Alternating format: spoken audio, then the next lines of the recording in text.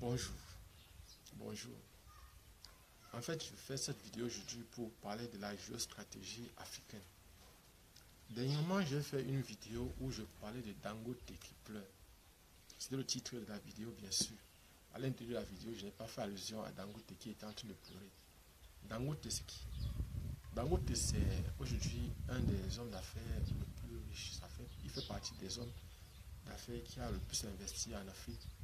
Pas seulement au Nigeria, son pays natal, mais aussi dans d'autres pays africains comme le Cameroun, tel que le Cameroun. Il a une cimenterie dans la ville de Douala au Cameroun. Son ciment est vendu partout dans le territoire national et semble être même l'un des meilleurs ciments aujourd'hui au Cameroun. Mais pourquoi est-ce que je fais cette vidéo aujourd'hui? Je reviens sur ce sujet-là parce que, ayant fait l'autre vidéo, où je parlais par exemple de la géostratégie, de l'impact des décisions du président Tinubu du Nigeria, la République fédérale du Nigeria, qui a donné l'autorisation de vendre le pétrole brut à Dangote pour sa raffinerie. Il y a eu encore Philippe Simon et Stéphanie Mbida qui ont fait des sorties et qui ont essayé de donner plus d'éclaircissements sur les informations que eux ils possédaient.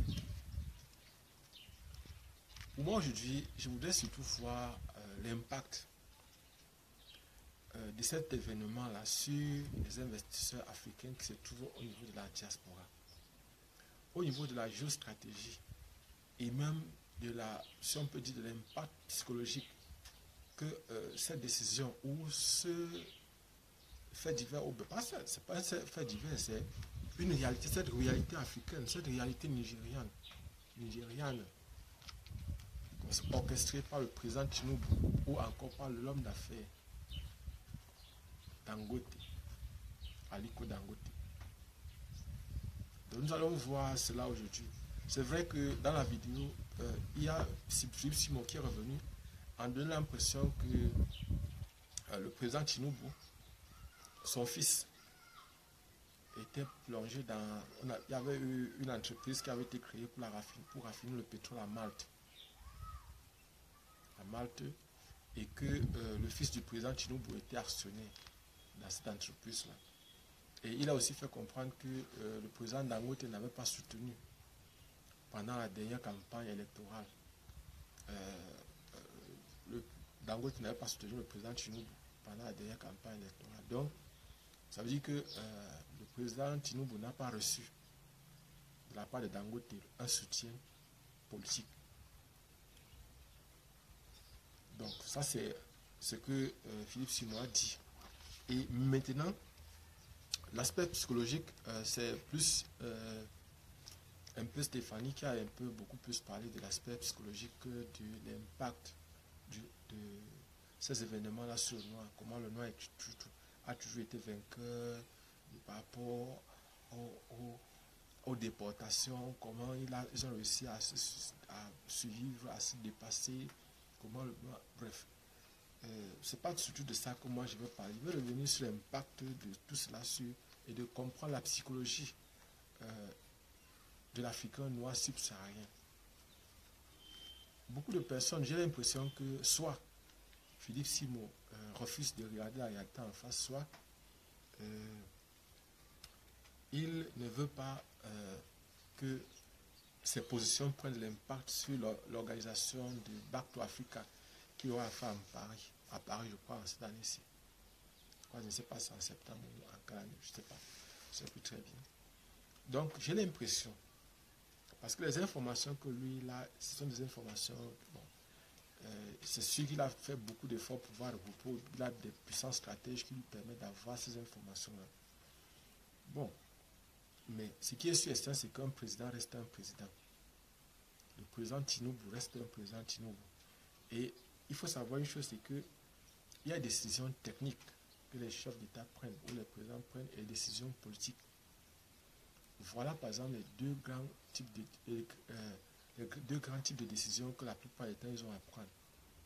Une décision technique, très souvent c'est une décision qui est liée, c'est-à-dire c'est une décision qui est liée à une partie où il faut de l'expertise, qui demande une expertise particulière, qui demande par exemple d'avoir des stratèges, d'avoir des experts du domaine qui viennent donner leur position, qui viennent donner des conseils. Là, par exemple, on va prendre une décision technique. Je prends un exemple. S'il y a un pont qui, par exemple, peut causer un danger à une population et que, par exemple, les experts ont pu montrer que ce pont-là peut franchement causer des accidents ou n'est pas franchement un très bon pont, alors une décision technique peut être prise de détruire ce pont-là. Mais maintenant, on peut prendre une décision politique qui n'a rien à voir. La décision politique, je prends un exemple, un chef d'État peut décider peut-être de faire en sorte que peut-être de diminuer les taxes sur les taxes douanières. Les taxes, par exemple, concernant les impôts, peut se décider, par exemple, de faire sortir les prisonniers, peut décider de faire sortir les prisonniers de la prison. Ça, ce sont des décisions, ça c'est une décision politique. Il n'a pas à se justifier.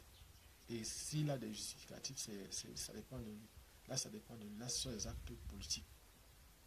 Donc, maintenant, le président Tinubu est un chef d'État, donc il sait ce qu'il fait.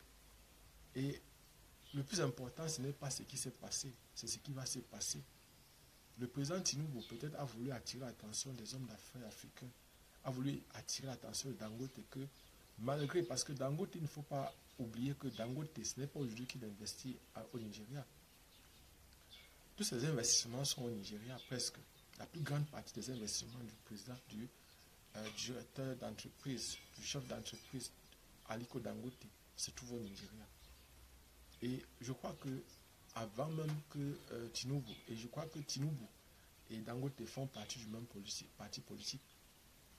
Donc s'il y avait une personne que Dangote devait automatiquement soutenir, parce que quand Philippe Simo dit que Aliko Dangote n'a pas soutenu le président Tinubu, moi je dis c'est faux. Parce qu'il y a une obligation lorsqu'on est dans le même parti politique. Il y a les cotisations qu'on fait.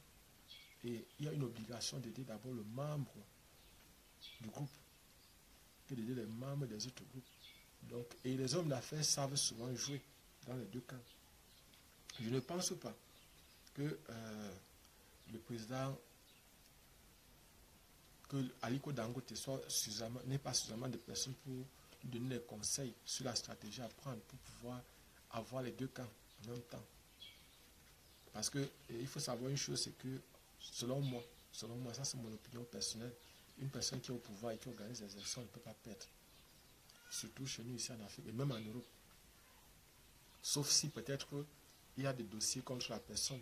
S'il y a un ensemble de dossiers contre cette personne-là, c'est là où et que cette personne-là est mise sous pression. Ce n'est qu'à ce moment-là qu'elle peut perdre. Mais en dehors de ça, elle ne peut pas perdre. Donc je voudrais revenir sur l'impact. Parce que il faut savoir que le président Tinubu, s'il veut gagner prochainement les élections, doit avoir à ses côtés le directeur, le président général des entreprises, Aliko Dangote. Et peut-être le coup de marteau, le coup qu'il a voulu organiser, le coup, c'est-à-dire le bruit qu'il a créé autour de ça. C'est pour créer ce qui est sûr, c'est qu'à la fin, le président Aliko Dangote, le président directeur général Aliko Dangote, va avoir les autorisations nécessaires pour pouvoir exploiter le pétrole même du Nigeria. Ce qui est sûr, à la fin, tout ça va aboutir. Mais il fallait lui montrer qu'il ne faut pas s'impliquer en politique n'importe comment. Quand on est un homme d'affaires, il faut rester et demeurer un homme d'affaires et non de s'initier dans les affaires politiques. Parce que lorsqu'on s'attaque à la politique, il faut s'attendre à tout. Et en Afrique ou partout ailleurs, la plupart du temps, en ce qui concerne la politique, ils disent souvent tous les coups sont permis. Mais nous, ce qu'on va faire aujourd'hui, c'est une analyse géostratégique en ce qui concerne les Africains subsahariens. Quel impact de cela sur eux?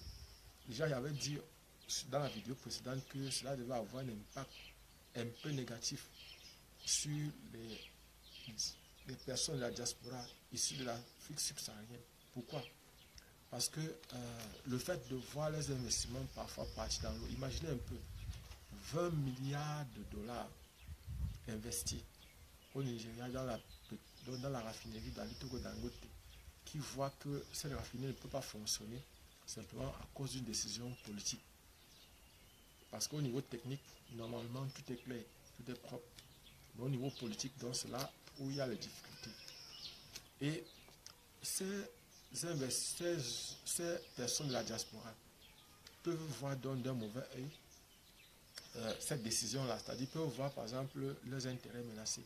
Mais moi, je crois que dans le fond, il faut comprendre la psychologie ou l'anthropologie des pays, des habitants des pays noirs subsahariens.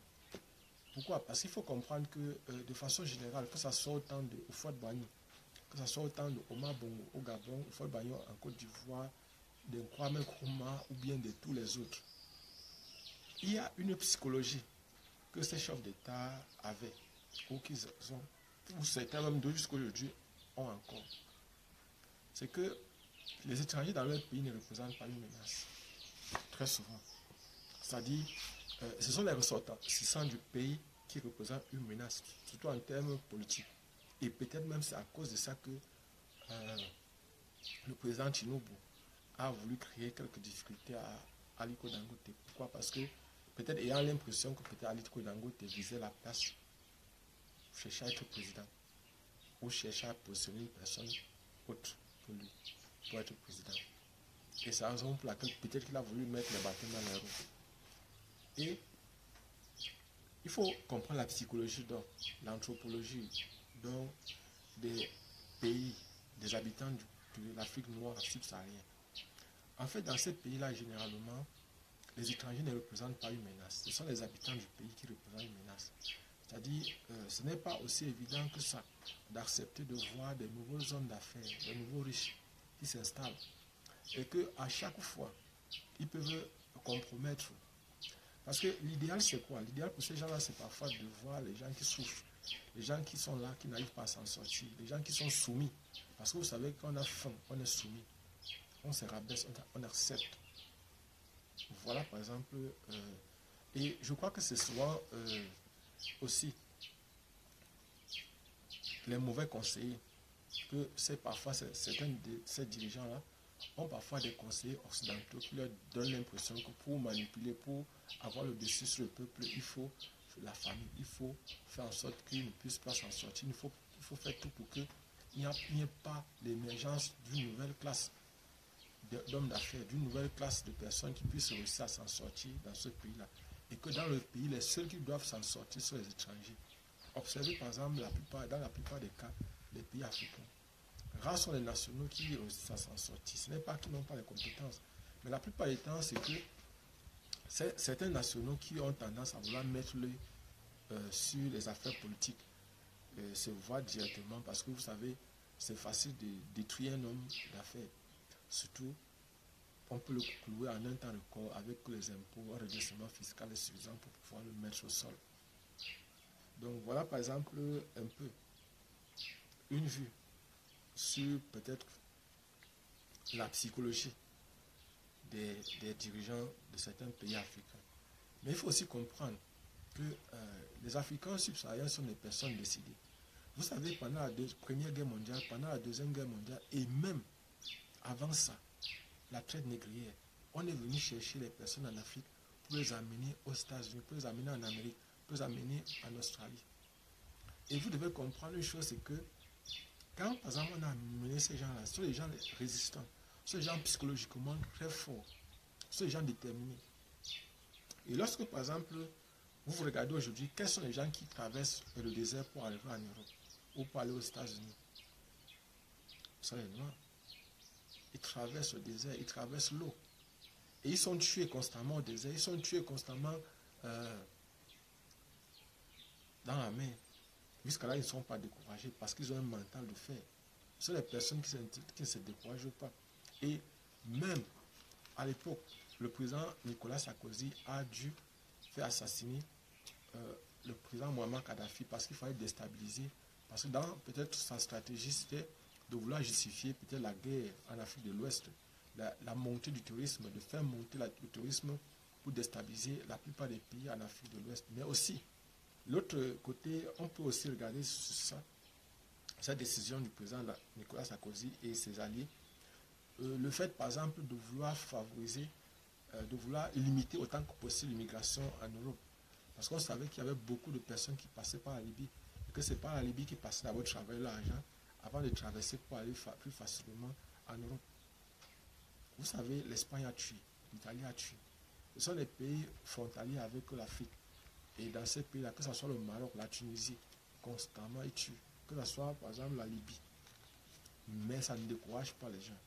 Donc je voulais dire simplement pour vous montrer que en fait la psychologie de ceux qui ont participé, qui ont permis aux pays de l'Axe, qui ont permis aux Alliés de gagner la guerre pendant la Première ou la Deuxième Guerre mondiale, c'était les Africains. Et ce qui est bizarre et malsain, c'est que ces personnes qui ont été favorisées par les Africains ont tendance à vouloir, par exemple, dominer psychologiquement, à donner l'impression aux Africains qu'ils ne sont rien et que dans leur pays, ils ne peuvent rien faire. Parce que ce qui est en train d'arriver là, c'est quelque chose de, pour moi, que ce soit Back to Africa, que ce soit investir au Congo, c'est quelque chose de très positif pour moi. C'est quelque chose qui, c'est comme les bases d'un nouvel ordre mondial. Ça, c'est comme ça que moi je vois ça. Et c'est la raison pour laquelle il faut utiliser tous les moyens possibles pour pouvoir combattre ça. Philippe Simo dit que ce ne sont pas les Occidentaux, même Stéphanie, j'ai suivi comment Stéphanie disait que ce sont les Africains. Non, ce ne sont pas les Africains qui sont derrière ça. Les Africains sont devant, mais pas derrière. Parce que la plupart du temps, il ne faut pas regarder là où on est tombé, il faut regarder là où on a cogné son pied. Je crois qu'il y a des musiciens qui ont dit ça. Il faut regarder là où on a cogné son pied et c'est ce qui est derrière là, là où on a cogné son pied là, c'est ça qui nous pousse à tomber, ce n'est pas là où on est tombé.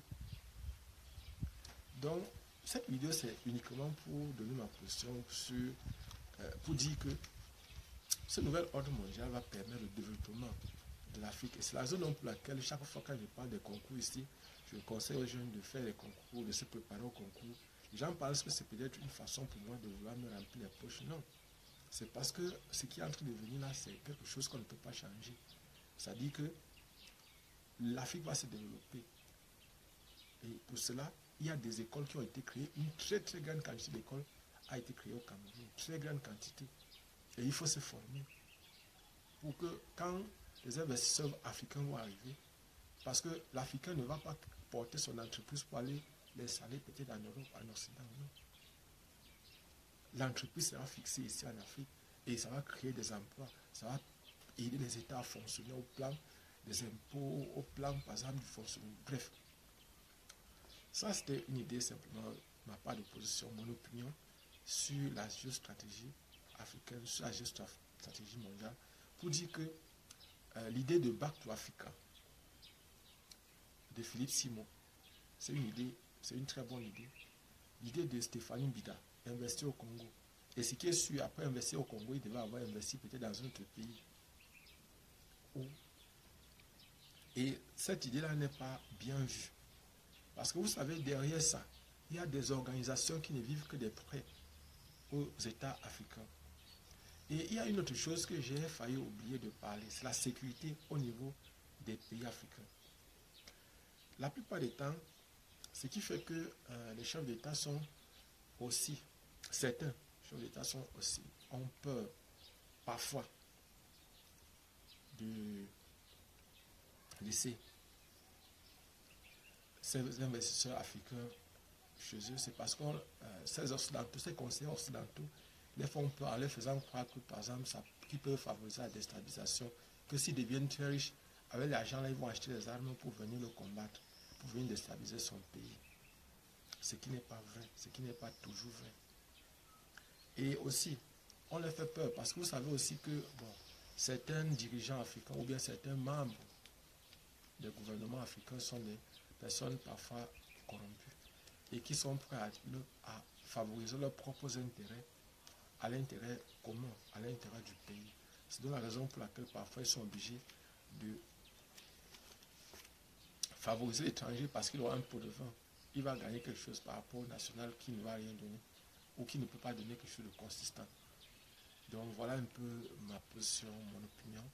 Je crois que ces idées-là, on ne peut pas empêcher aux Africains, aux multimillionnaires africains qui veulent investir au Congo, qui veulent investir en Afrique, de le faire. Les chefs d'État ont une très grande responsabilité devant eux. C'est d'accueillir avec les deux mains ces Africains. Il faut voir comment, par exemple, sécuriser le pays. Il faut voir comment sécuriser les choses.